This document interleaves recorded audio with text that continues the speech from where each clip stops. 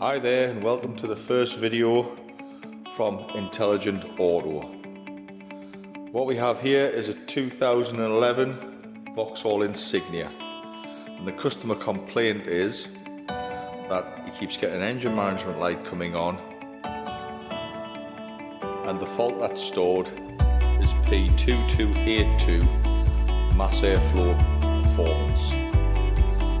So what I'm going to do today is go through the diagnostic procedure to identify conclusively why this fault has been logged.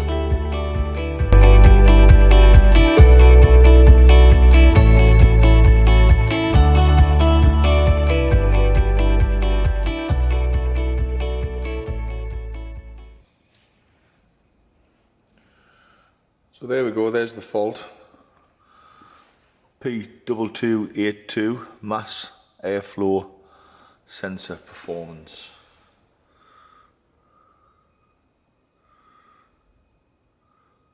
So if I clear that DTC,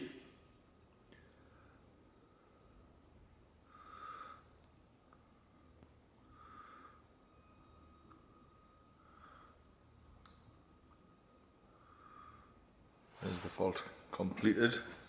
I'll start the engine up. You'll see the fault after a couple of seconds of running just reappears.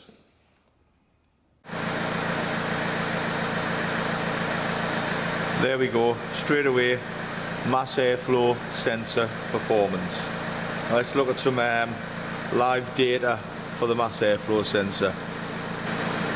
Go for induction data.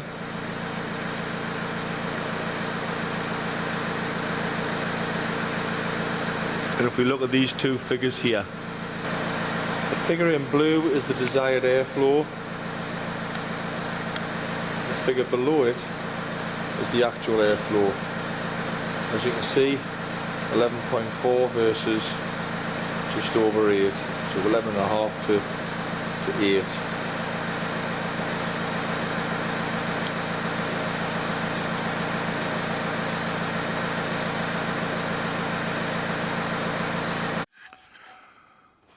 So the discrepancy between the actual and the desired airflow is clearly the reason why this fault has been triggered. So this car's been here, there and everywhere apparently, and there's a story attached to the car. The car started off with a failed cam belt. Until the cam belt was replaced, or until the repair was done to the engine and the cam belt was replaced, this fault had never ever occurred on this engine. So it's a new fault since the cam belt had been changed. I'm just looking under the bonnet here, and straight away I see the airflow meter has been replaced. I took the airflow meter off and had a look at it, and it's basically it's a aftermarket item. There's no manufacturer's marks on it at all. This would be a Bosch airflow meter fitted to this car. It's also had, believe it or not, I'll take this off, a brand new turbocharger fitted as well. The turbocharger has literally been on a few weeks, and it's also had a DPF. That DPF is not an original DPF, it's an aftermarket DPF. It's had a DPF fitted as well. And the reason apparently it had the DPF fitted is because since the guy got the car back from the garage who repaired the cam belt issue, it's constantly been sutting the DPF up. So there's some money being spent on this in an attempt to repair this issue. And what do we know? We know we've got a mass airflow sensor performance issue. Now we've got to find out why. So what do we know about mass airflow? Well, excuse my very crude drawing. This is a layout of an intake system.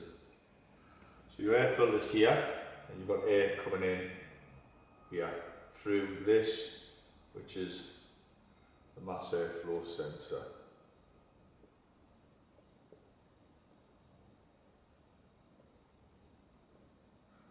Mass airflow sensor measures the mass and volume of air coming in past it. So that volume of air then comes into the turbocharger. This side of the turbocharger is called the compressor housing.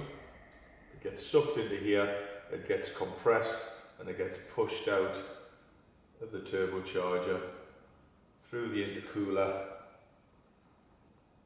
past the throttle body, and into the intake ports of the engine. So whatever air comes into the engine here is actually measured here. So what can have an effect on airflow? Certainly the turbocharger can, in its performance.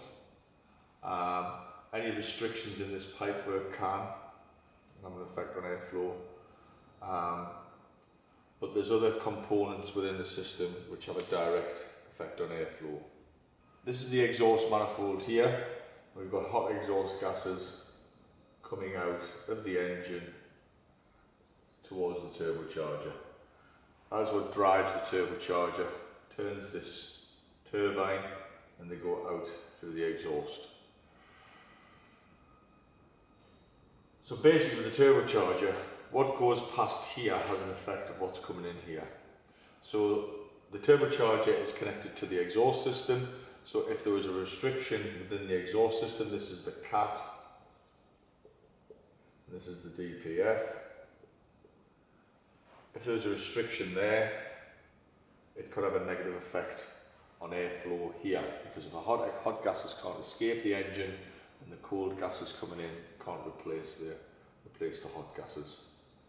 So a blocked exhaust could have a negative effect on airflow, but this vehicle, as we've already seen, has had a new DPF fitted. It's also had a new turbocharger fitted as well. On the emissions control side, we have EGR. So very crude.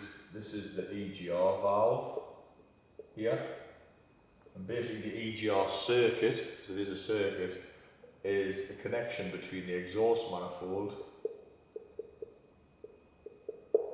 and intake manifold. So this is it here, and the flow of hot exhaust gas into the intake manifold is controlled by a valve, which in turn is controlled by the ECU. When that valve opens, it allows hot exhaust gas to pass past it and go into the inlet manifold. The engine can only consume an amount of air. It can't consume more air than its capacity. So what effect that has, the EGR valve opening, is basically a percentage of the air charge coming into the engine is via EGR. So then that shows as a reduction in airflow here. So if an EGR valve was stuck open, it would show in the airflow meter as low airflow.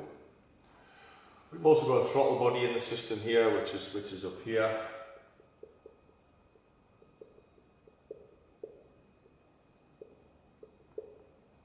Again, if that throttle body closes, it's in the open position there. If it closes to that position there, the mass airflow here, the measurement of mass airflow here would drop, because the lion's share of the air charge would then come via the EGR circuit.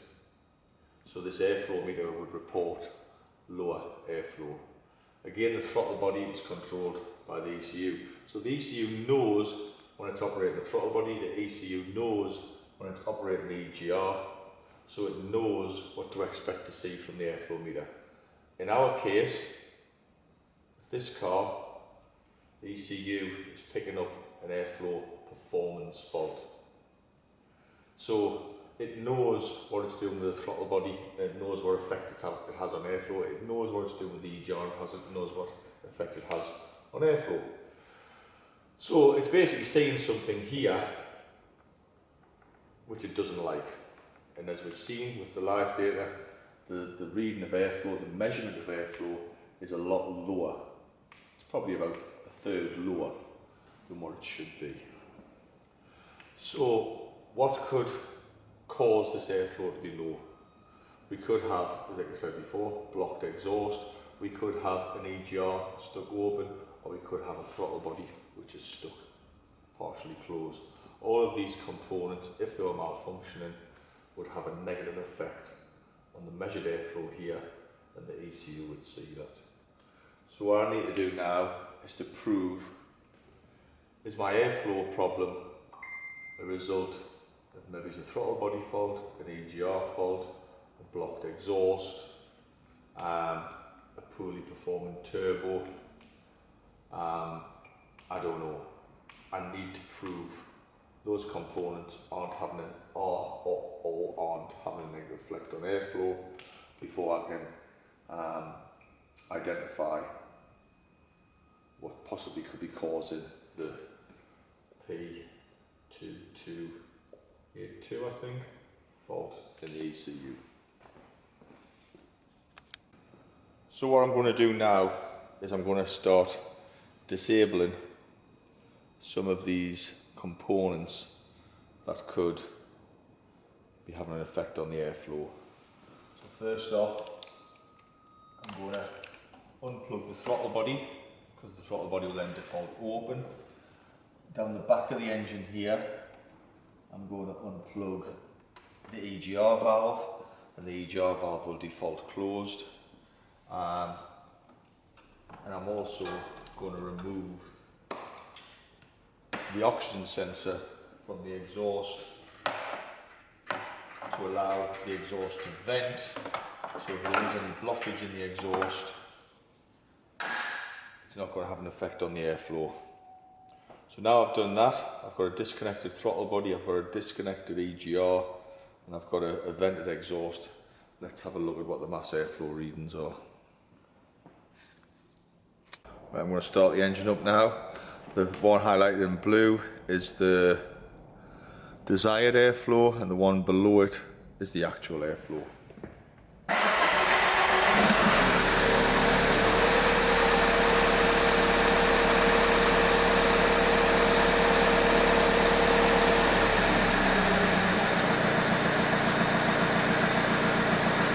And again, as you can see, the desired airflow is around about the 12 grams per second, and the actual airflow is still down to round about the 8 grams per second. So about a third lower than where it should be.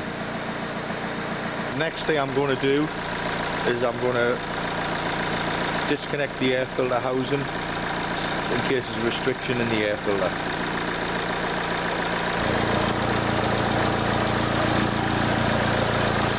Now, the air that's coming into the engine is not coming via a filter.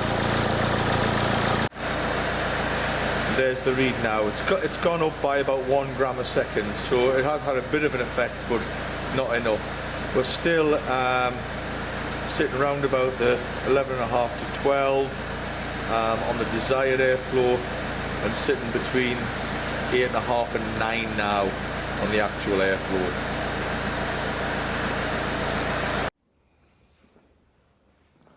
So what have I done here? I've ensured that this is closed, so there's no airflow past there. I've also ensured that this is open, so there's maximum airflow past there. I've taken the lambda sensor out of the exhaust there, so the exhaust gases can now escape the exhaust via there, thus reducing any risk of any back pressure caused to an exhaust blockage which might slow the turbo down.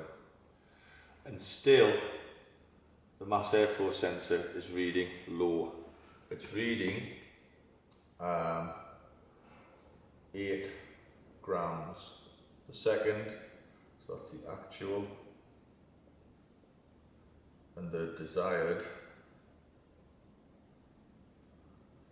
is around about 12 grams per second. So that equals about a third reduction in airflow. So now I need to find out why this airflow meter is reading a third lower than what it should do. So we have the fault P2282 mass airflow performance. We've learned that the actual airflow at idle is around about 8 grams per second and the desired airflow at idle is around about 12 grams per second. And this is with all of the components disabled which could have an effect on the airflow of this engine. So, where do we go from here? So we've already eliminated the EGR valve, the throttle body,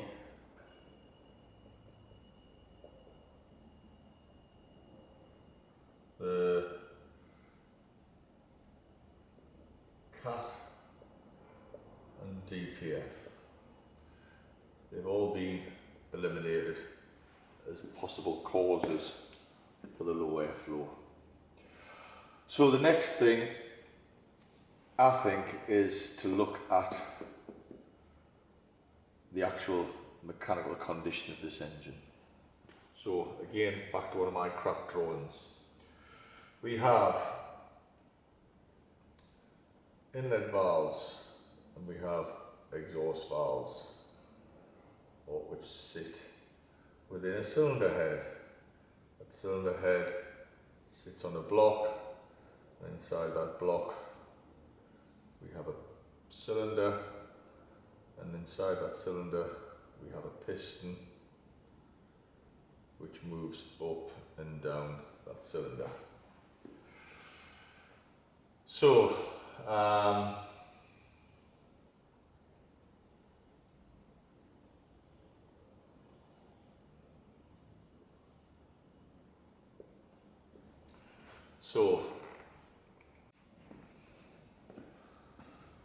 we have air coming in, we have exhaust gas coming out. We have a piston moving up and down a cylinder, and the volume of this cylinder will dictate how much air, mass of air, comes in. And remember, that mass of air is being measured by the mass airflow sensor. So this is a 2 litre engine, so it's 2,000 cubic centimetres. It's a 4-cylinder, so one cylinder equals 500 cubic centimetres.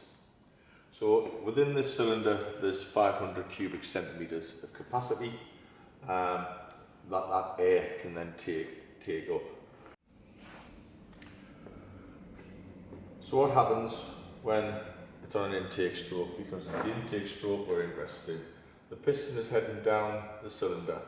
The inlet valve is open, the exhaust valve is closed, the piston's heading down, it's sucking in air, and it's going to suck in 500 cubic centimetres of air, because that's the only capacity of the engine. That's the capacity of the cylinder. Once that piston starts changing direction, starts moving back upwards again, this valve here will close and it'll start to compress the air charge within the cylinder, ready for the air combustion event. So if there was a restriction here in the inlet, or there was a valve timing issue where the valve wasn't staying open long enough, this could have an effect on airflow. So this is the next place I'm going to investigate with this car. I'm going to check to see what's going on inside here, and I'm going to do it without stripping down the engine.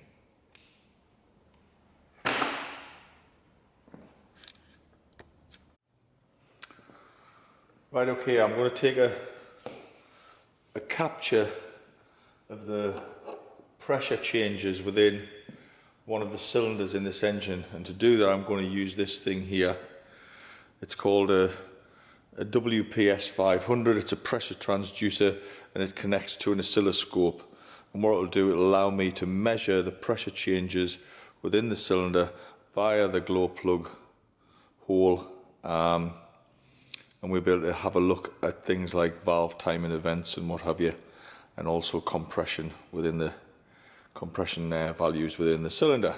So first of all, we need to remove the glow plug.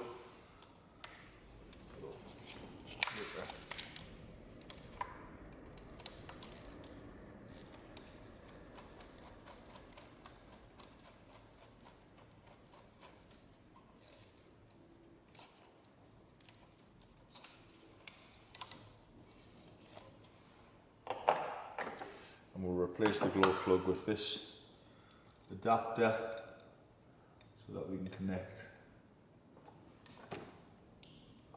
the WPS to the cylinder via the oscilloscope. Or should I say the oscilloscope to the cylinder via the WPS.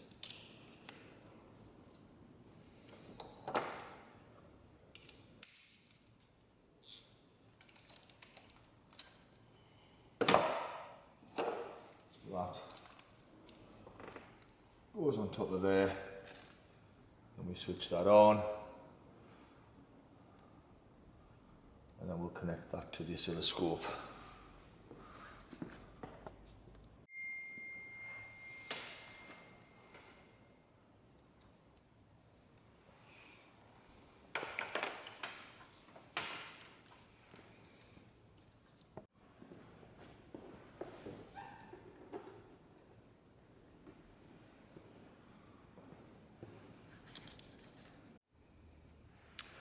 Right, I've got the oscilloscope set up now. So the WPS pressure transducer is connected onto cylinder 3 via a glow plug hole. That's connected to the oscilloscope, and I've set the oscilloscope on channel A to measure pressures of up to 34.5 bar, which is 500 psi. I've disabled the injectors on the vehicle so that when I crank it, it's not going to start, and what we'll get is we'll actually get a pictorial view of the pressure changes within the cylinder on cylinder 3.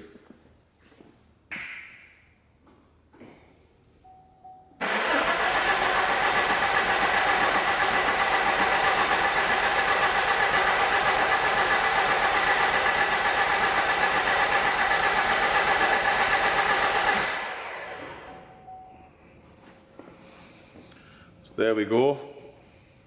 Pause that. And then I'm going to zoom in.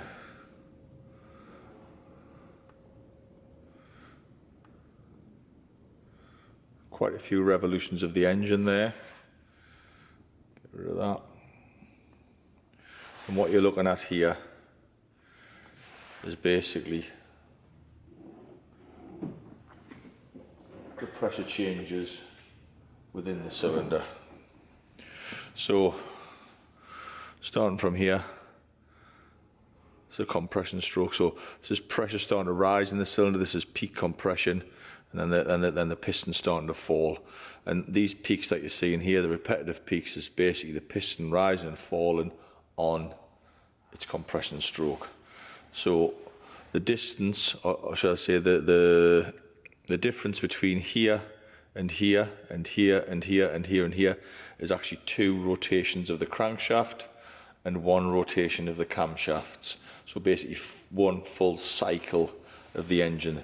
So what we're going to do is I'm going to zoom in on 1 full cycle of the engine. It's pointless looking at multiple ones because they're all pretty much the same. And there we go. So like I said, we have the piston rising in the cylinder on a compression stroke, and this is peak compression. So the compression in this engine is peaking at 14.47 bar, which, to be fair, is a little bit low as far as I'm concerned. Diesel engine wants to be in the low to mid 20s. It wants to be 20 to 23, 24 bar, really, of compression. So peak compression's there, and now at this point here, the piston is starting to come down the cylinder again. Probably a good thing to do here now is actually section this into the 4 strokes of the engine. So we'll put some cursors in to divide. We'll have 4 divisions. So piston is travelling down the cylinder here, and what you're seeing here, this drop here, is basically a vacuum starting to build within the cylinder. Now what I'm going to do is I'm just going to show you where atmospheric pressure is. So this line I've just put in here is atmospheric pressure. So as you can see, the pressure within the cylinder drops below atmospheric pressure, so it's starting to create a vacuum. The reason why is because the piston is on its way down the cylinder and an exhaust valve hasn't opened yet, or there's no valve opened yet, and where you see this starting to rise again, that's at that point there is where the exhaust valve opens. This here is bottom dead center on the cylinder. So the piston is at the lowest point within the cylinder. The exhaust valve is open, so the pressure within the cylinder is more or less atmospheric pressure, the same pressure as outside. The piston at this point here is going to go back up the cylinder from here to here. The piston is on its way back up and it's on an exhaust stroke. So the exhaust valve is open, so the pressure does not really change within the cylinder. You can start to see a little bit of a rise in pressure towards the end there. That's basically as it's coming across restrictions in the exhaust, such as the CAT and the DPF, but nothing really to write home about. So the piston is heading up the cylinder at this point. As you can see, the pressure changes here. At that point there, the exhaust valve closes. So between here and here, this is an intake stroke, so piston is heading down the cylinder. This is what interests me. That is not right. What that's telling me is the piston is heading down the cylinder, and straight away there's this dip here. What that's telling me is that there are no valves open in that cylinder because it's starting to pull a vacuum, and then all of a sudden it goes back up to atmospheric pressure and it's back to atmosphere here. So at that point there, the inlet valve is opening. That straight away tells me that this engine has got a breathability issue, which also tells me that the engine, or the reason why the engine is having a mass airflow issue, is because of this breathability issue. Now, that inlet valve is opening at this point here. So let's see at what degree it's opening. About there. It's opening at 420 degrees, thereabouts. So it should be opening just after top dead center. So it should be opening about 360 degrees, 365 degrees. It should be opening. It's opening 50, 60 degrees later. So it's 60 degrees retarded.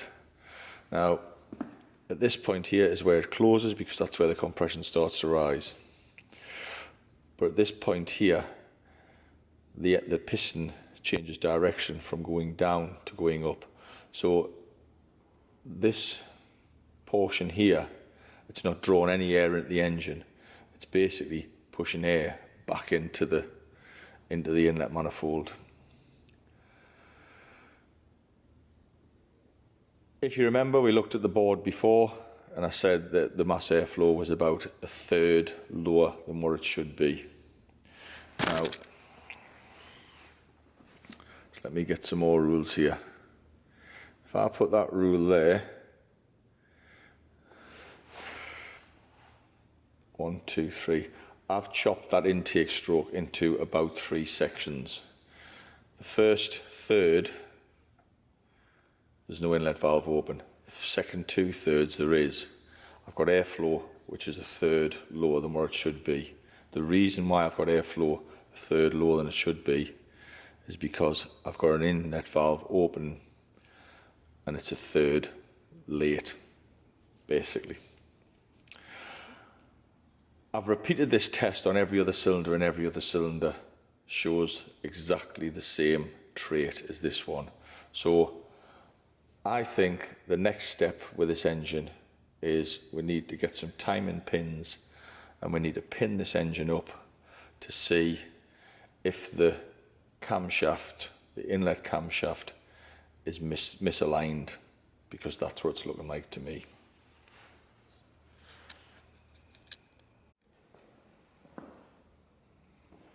So what have we learned so far? We know that the low airflow, a third lower, is not caused by anything external on the engine. So EGR valve, throttle body, cap and DPF are not responsible for the low airflow. Also as well, the mass airflow sensor